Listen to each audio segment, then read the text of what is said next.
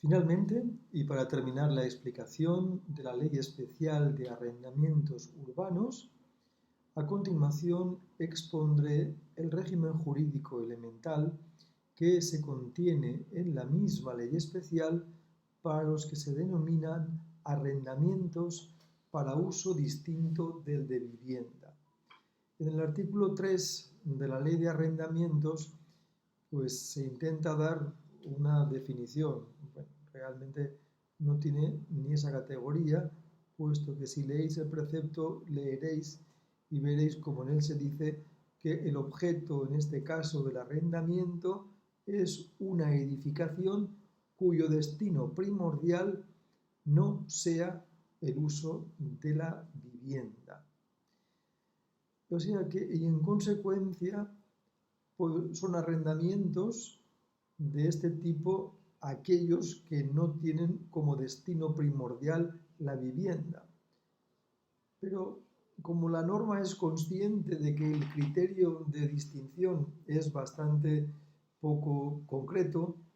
pues establece o realiza una serie de ejemplificaciones de cuándo se debe entender que el arrendamiento es para uso distinto del de vivienda. Y así dice que son arrendamientos para uso distinto, pues los arrendamientos de una vivienda cuyo uso sea para la temporada de verano, o bien para otra temporada. En consecuencia, la vivienda es, en este caso, una de las finalidades del arrendamiento, pero no es un uso permanente de vivienda del arrendatario y las personas que con él conviven, sino temporal. Y en tanto que temporal, su uso es distinto del de vivienda. Y así, como decía, está el arrendamiento de temporada de verano, de invierno, de vacaciones, de todo tipo, o bien, por ejemplo, el caso de los arrendamientos que algunos de vosotros tendréis, arrendamiento para la temporada del curso académico, iniciando en septiembre y finalizando pues probablemente el 30 de mayo o el 30 de junio. Son arrendamientos para uso distinto del de vivienda. Junto con este, pues arrendamientos de carácter industrial, de carácter comercial, artesanal, profesional. Bueno, en la norma podéis encontrar todas las referencias ejemplificativas para ofrecer un criterio que nos permita distinguir de un arrendamiento para uso de vivienda y para uso distinto del de vivienda. Un caso que quisiera solo mencionar es el caso en el que se alquila un local, incluso un primer piso, para uso de oficina. Y sin embargo, dentro de la oficina hay un espacio que se reserva para una vivienda con baño. Su extensión dentro de la vivienda arrendada para uso de oficina profesional o de clínica profesional, pues es un espacio realmente escaso en proporción con el resto del inmueble que se alquila. Bien, en cualquier caso, el uso primordial no es vivienda, sino es oficina. ¿De acuerdo? Bien, pues todos estos son supuestos en los cuales el arrendamiento no es de uso primordial de vivienda porque no se destina a uso permanente de la misma para el arrendatario o las personas que con él conviven. Además, esta regulación pues es la contenida en la ley bastante puntual. No cabe hacer referencia a que en ella se contiene un régimen jurídico completo, sino que en ella se contiene la solución a determinados casos y además se ofrece una solución que incluso en muchos de los casos contemplados y resueltos por la norma, la propia norma, reconoce su carácter de norma de carácter dispositivo. Con lo que esta regulación pues quedará siempre sujeta, salvo regla imperativa extraña, sujeta siempre a la disposición o pacto en contrario por las partes. Por ello, podemos decir que en los contratos de arrendamiento para uso distinto del de vivienda, la relación contractual se regirá de acuerdo con aquello que las partes hayan establecido o dispuesto en el contrato. El ejercicio de la autonomía privada deberá en todo caso respetar aquellas normas imperativas que se contienen en el título primero y cuarto de la Ley de Arrendamientos Urbanos, así como en el Código Civil respecto del arrendamiento de fincas urbanas. En defecto de pacto, dice la norma, que serán de aplicación las reglas puntuales que se contienen en el libro tercero de la Ley de Arrendamientos Urbanos. Y si el caso o el conflicto no estuviese contemplado ni resuelto por la ley especial ni por el contrato, pues en tal caso, con carácter supletorio, será de aplicación las normas asimismo de carácter dispositivo o no dispuestas contenidas en el Código Civil y que ya estudiamos en la primera parte de este tema. Bien, pues vamos a repasar el contenido de las reglas puntuales y concretas, hasta 8, cabe encontrar que se contienen en el título tercero y cuarto de la Ley de Arrendamientos Urbanos y aplicables al arrendamiento para uso distinto de la vivienda. El primer caso del que se ocupa la ley es el caso en el que el arrendador haya enajenado a un tercero el inmueble objeto de arrendamiento. Bien, en este caso la ley intenta inducir al arrendatario para uso distinto de vivienda, inducirle a que inscriba el derecho de arrendamiento en el registro de la propiedad. ¿Y cómo lo hace? Bueno, pues de la siguiente forma. Si el arrendamiento para uso distinto del de vivienda se encuentra inscrito en el registro de la propiedad, la norma dispone que en el caso de la venta del inmueble a un tercero, el adquirente se subrogará en la posición de arrendador y por tanto el contrato no se extinguirá, porque el contrato de arrendamiento inscrito será oponible al adquirente de la propiedad. En el caso en el que el arrendamiento para uso distinto del de vivienda no se encuentra inscrito, en tal caso el comprador del inmueble arrendado no se subrogará, sobre todo porque podrá principalmente instar la extinción del contrato de arrendamiento. En el caso en el que no quiera instar la extinción del contrato, pues afectará la vigencia del mismo y en tal caso sí se subrogará en la posición de arrendador. Pero hay que señalar,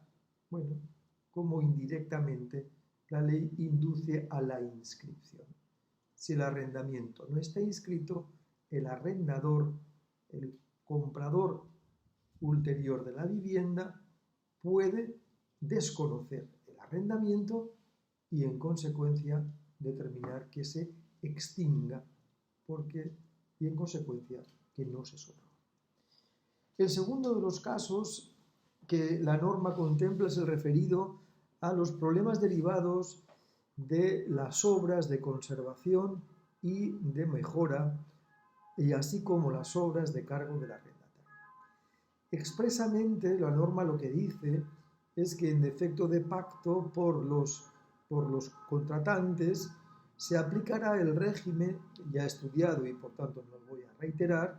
que se contempla para el arrendamiento de uso del inmueble de vivienda en los artículos 19 21, 22, 23 y 26 de la propia ley especial.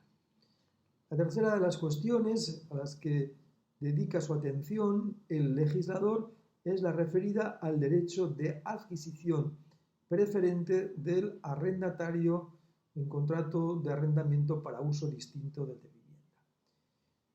El derecho de adquisición preferente tiene el carácter asimismo de dispositivo. En consecuencia, el arrendatario podrá renunciar al mismo. En caso en el que no se renuncie a este derecho de adquisición preferente, pues se regirá y regulará según lo que hemos visto y explicado en los vídeos anteriores respecto del ejercicio del derecho de adquisición preferente por parte del arrendatario en el arrendamiento para uso de vivienda. En cuarto lugar, contempla la ley especial supuestos del subarriendo concertado por el arrendatario para uso de inmueble para uso distinto del de vivienda, o el caso de la cesión del contrato, que coloquialmente se denomina traspaso del contrato. Bien, en este caso la ley establece una regla especial y dice, en primer término, que el subarrendamiento o la cesión del contrato es posible y el arrendatario se encuentra facultado para la misma en el caso en el que el arrendamiento sea para un destino o uso empresarial o profesional. Entonces, solo si se realiza una de estas actividades empresariales o profesionales, el arrendatario tendrá derecho a subrogar a otro en una parte del inmueble arrendado o a ceder, traspasar el inmueble a un tercero. Y lo puede hacer sin el previo consentimiento del arrendador, lo que no excluye que producida o llegado al acuerdo de subarriendo o traspaso, el arrendador pueda, mejor dicho, deba tener conocimiento de que se ha producido. En consecuencia, el arrendatario deberá comunicar al arrendador, en el caso que estamos contemplando, que ha subarrendado el inmueble o bien que ha cedido el contrato a un tercero. Para ello dispondrá de un plazo de un mes tras el acuerdo al que han llegado. ¿Qué derechos se le reconocen al arrendador en el caso del subarrendamiento o del traspaso? Pues el arrendador, en el caso del subarrendamiento parcial del inmueble objeto de arrendamiento, tendrá derecho a incrementar la renta vigente en un 10%. En el caso de la cesión o traspaso del inmueble, la ley le reconoce al arrendador el derecho a incrementar la renta al cesionario o traspasario en un 20% respecto de la prevista o vigente en el momento de la cesión o traspaso del arrendamiento. Asimismo, en el caso en el que nos encontramos ante una operación, en el caso en el que el arrendatario sea una persona jurídica, una sociedad mercantil en concreto, y esta sociedad mercantil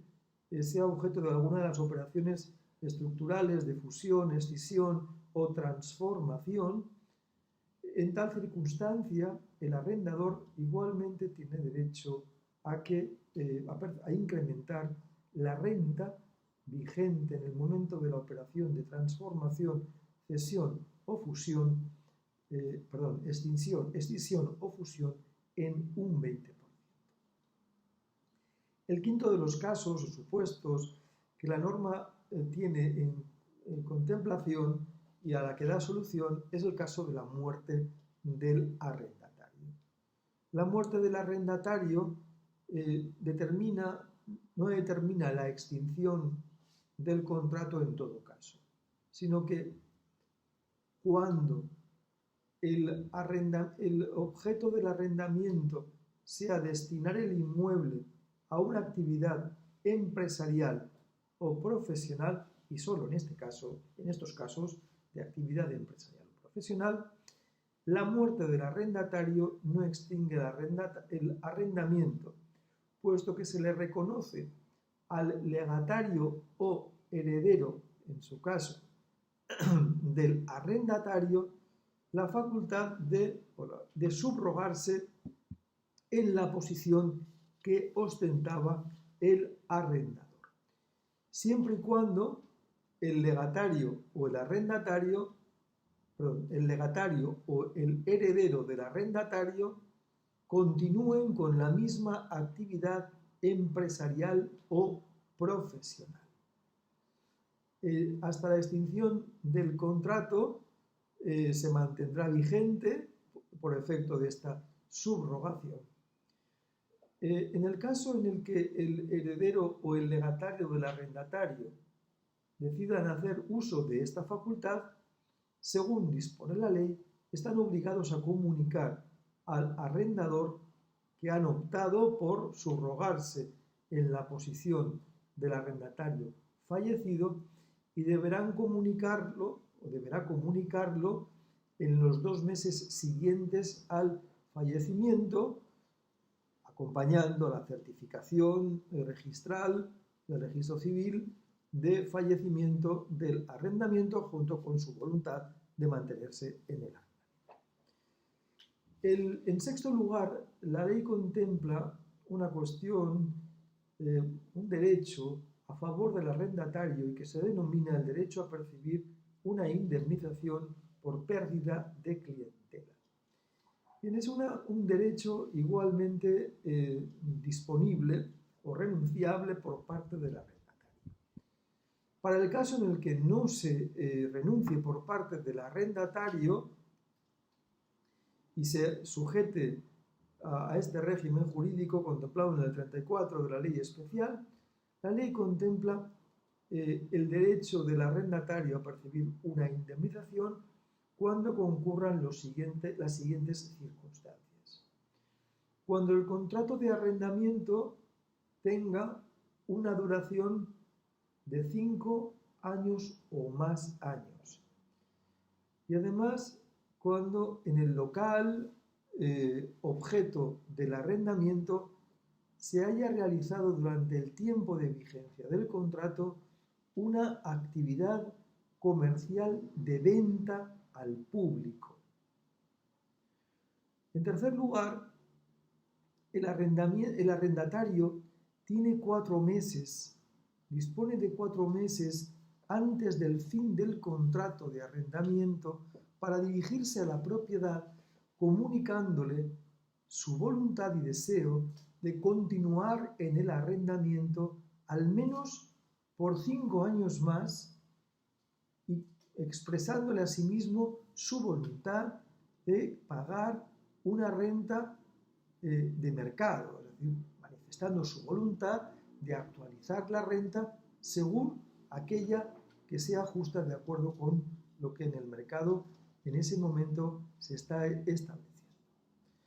Las partes además pueden resolver esta cuestión decidiendo qué renta es la de mercado y en caso de duda o debate entre ellas pueden incluso acordar o designar a un árbitro para que dirima este conflicto. Si ante la comunicación por parte del arrendatario al arrendador de que desea continuar por al menos 5 años más en el arrendamiento, el arrendador contesta oponiéndose a que el arrendamiento dure más tiempo y por tanto manifestando su voluntad de que el contrato se extinga, en tal caso nace el derecho del arrendatario a recibir esta indemnización. La ley establece las bases para la determinación o cuantificación de la indemnización y lo hace contemplando al menos 2 supuestos diferentes. En el primer caso, el arrendatario tras la extinción, porque no lo ha consentido el arrendador, del contrato, ha iniciado a continuación, o mejor dicho, después de la extinción y dentro de los 6 meses siguientes a la extinción del contrato de arrendamiento, ha iniciado en el mismo municipio una actividad equivalente o idéntica a la que estaba realizando en el local en cuyo contrato se extinguió. Tanto una actividad empresarial o profesional, en todo caso comercial, de venta al público. Bien, pues en tal circunstancia, la indemnización, dice la norma, que comprenderá a cargo del arrendador que se negó a que se extendiese la vigencia del contrato, la indemnización comprenderá los gastos del traslado del antiguo local al nuevo local y, en segundo lugar, a los perjuicios derivados de la pérdida de clientela. Y esta pérdida se determinará por referencia a la clientela que se tenía en el local anterior y la que haya generado el arrendatario en el nuevo local en los primeros 6 meses de actividad. Bien, pues de esta diferencia se determinará el perjuicio y, por tanto, la cantidad que el arrendador con la que deberá indemnizar al arrendatario. En el segundo caso, el arrendatario, tras la extinción del contrato, ha decidido iniciar una actividad diversa a la que realizó en el local objeto del contrato que se extinguió, o bien, en segundo lugar, ha decidido no iniciar ninguna actividad. Sin embargo, el arrendador o un tercero han decidido seguir o realizando en el local arrendado la misma actividad que realizaba el arrendatario, o bien una actividad afín a aquella que realizaba el arrendatario. Bien, pues en tal caso el arrendatario tendrá derecho a una indemnización cuya cantidad será equivalente a una mensualidad de la renta que estaba en vigor al extinguirse el contrato por cada uno de los años que el contrato estuvo vigente y con un límite de 18 mensualidades. Así se determinará la indemnización por clientela, en este caso, en el que el arrendador se niega a que continúe el arrendatario utilizando el local, pero el arrendador o un tercero siguen desarrollando la misma actividad en el mismo local. Tendrá derecho como máximo el arrendatario, el antiguo arrendatario, a un máximo de 18 mensualidades de la renta que se encontraba en vigor en el momento en el que se extinguió el contrato, y claro, evidentemente 18 mensualidades si el contrato duró 18 años. Si el contrato duró 7 anualidades, el límite de la indemnización que tendrá derecho el arrendatario será la de 7 mensualidades de la renta vigente en el momento de la extinción. El sexto bloque de problemas que atiende la ley es el referido a las causas de resolución del contrato. Y expresamente dice la norma que el contrato de arrendamiento para uso distinto del de vivienda se resolverá por incumplimiento de las obligaciones a cargo de arrendador o arrendatario, según lo dispuesto en el artículo 27, apartado segundo, en las letras A, B, D y E.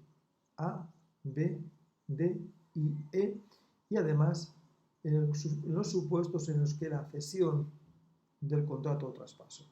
o subarrendamiento no haya respetado las reglas a las que me he referido antes y que se contiene en el artículo 32 de la ley especial. En séptimo lugar, se hace referencia en el título cuarto a la fianza que el arrendatario debe constituir. Y debe hacerlo de forma imperativa. Este es un deber que no puede ser renunciado, y el arrendador está obligado a exigir al arrendatario que constituya la fianza. Fianza que en el caso de este tipo de arrendamiento para uso distinto de vivienda será equivalente a 2 mensualidades de la renta pactada. A diferencia del arrendamiento para uso de vivienda, que es una sola, en este caso deberán constituirse en concepto de fianza una cantidad equivalente a 2 mensualidades de renta. Del mismo modo que en el caso del arrendamiento para uso de vivienda, el arrendador vendrá obligado a depositar la cantidad en el departamento habilitado por la comunidad autónoma correspondiente. En el caso de Cataluña, deberá hacer depósito de las cantidades recibidas en concepto de fianza, deberá depositarlas en el incasol. Las cantidades constituidas en concepto de fianza serán objeto de actualización de acuerdo con el pacto de actualización de renta al que se haya llegado por arrendador y arrendatario. El pacto de actualización anual previsto por las partes determinará que, actualizada la renta e incrementada en su caso, la fianza o la cantidad constituida en concepto de fianza deberá elevarse en función de la actualización de la renta. Y por último, y respecto de las garantías que asimismo puede obligarse al arrendatario a que constituya, la ley establece, para asegurar el cumplimiento de otros deberes del contrato derivados del contrato de arrendamiento,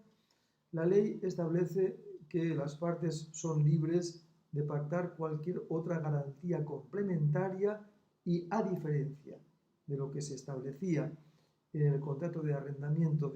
para uso de vivienda, en este caso no hay límite alguno respecto de cuantías ni de cantidad o cantidades que el arrendatario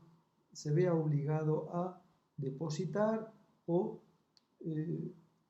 avales a los que esté obligado a constituir, o incluso garantías personales, fianza personal o real, incluso una hipoteca en garantía del pago de las rentas. Bien, pues de este modo finalizo la exposición del contrato de arrendamiento de fincas urbanas para uso de vivienda y uso distinto del de vivienda. Una explicación larga, detallada, en consonancia con la importancia de este tema en su aplicación práctica en la vida ordinaria. Es de un contrato, como os decía al inicio de la exposición, de uso muy frecuente, del que deriva una constante litigiosidad y que, teniendo en cuenta además la utilidad del arrendamiento para garantizar pues, el uso estable de un inmueble y facilitar el goce al que se refiere la Constitución en el artículo 47 de un inmueble de vivienda, pues tiene la importancia que de ese principio de ordenación de la política social y económica se deriva. Bien, pues gracias por la atención